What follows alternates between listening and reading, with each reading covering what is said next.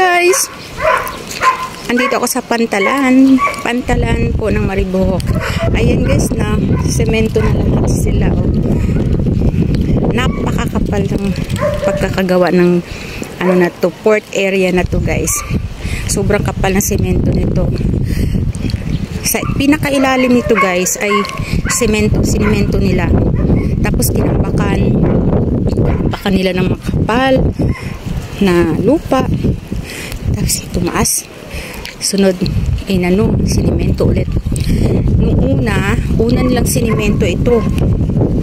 Itong part na to. Tapos, yung part na yun. Hindi sabay-sabay yan kasi walang madadaanan yung mga tao at mga sasakyan dito.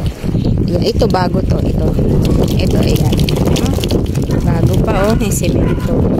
Hinarangan ito. Para di makapasok yung sasakyan. Ito lang yung nilalakaran ko. Ito lang pwedeng ito lang pwedeng daanan. Kalmado ang dagat. Pero may bagyo dito guys. Kung makikita yung hangin, yung mga puno kanina doon. So, grabe yung pagsusuway ng mga sanga. Pero yung dagat dito so far kalmado. Guys, taas ang tubig. So, let's see. Mag-isa ako ngayon dito sa magandang panahon. Taob. Pataob na siya guys, oh. Umaakit na yung tubig. Dapat ganang umaga. Anyway, alas 12 na ng hapon dito guys. Ng tanghali, ng hali guys. Ngayon na ako nagpuso dito kasi kaninang umaga talaga yung may bagyo. Madaling araw, uulan na. Medyo nakadaong yung mga bangka guys. Walang mga palaot yan. May bagyo. So, ito na lang ang bahay na natitira dito. Kasi pinapaalis sila dito. Kasi nga port area ito. Ito malapit na rin itong aalis itong mga nakatira na to. Walang katao-tao guys. Ako lang ang naglalakad ngayon. Mayroong isa po sarado yung tindahan. Ako bukas yung tindahan nito.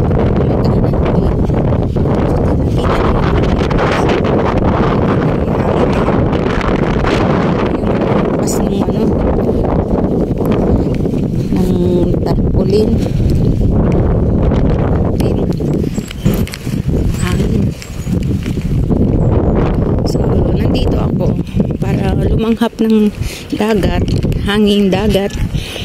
Kasi mas nakakatulong sa akin ito guys. So, ako lang ang tao dito guys. Lahat ng tao nasa saan. Ganda ng bangka nito, bubong niya. Hi mga kuya. Oh, sila kuya oh. Ito no. Kita niyo yan. Ayan. Yung bubong niya.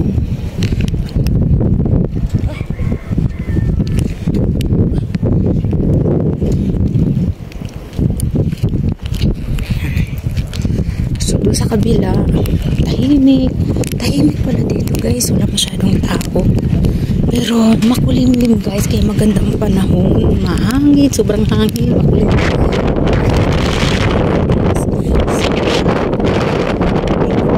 Ay, kasi sisirain yung payo. Mas ng hangin guys. Kita nyo yung yun o. Kita nyo yun o. Lipad-lipad na sobrang lakas. So ito yung mga guys. Mga nung lumindol. Yan wala na. Hintayin na lang masira yan. Nung lumindol yan ang nangyari. So after nung lindol guys, marami na nag-evacuate dito, nagpatayo na ng bahay nila dun sa bukid. Yan.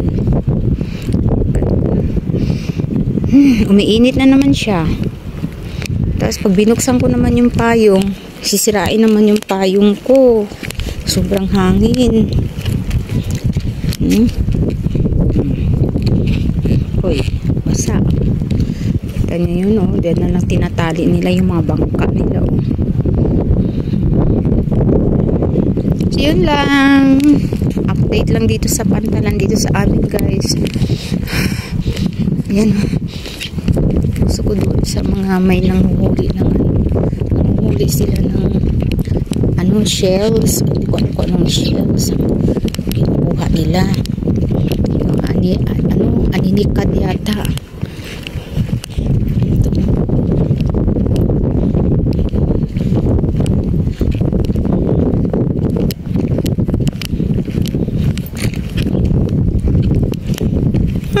Ay, pusa. Ang pusa.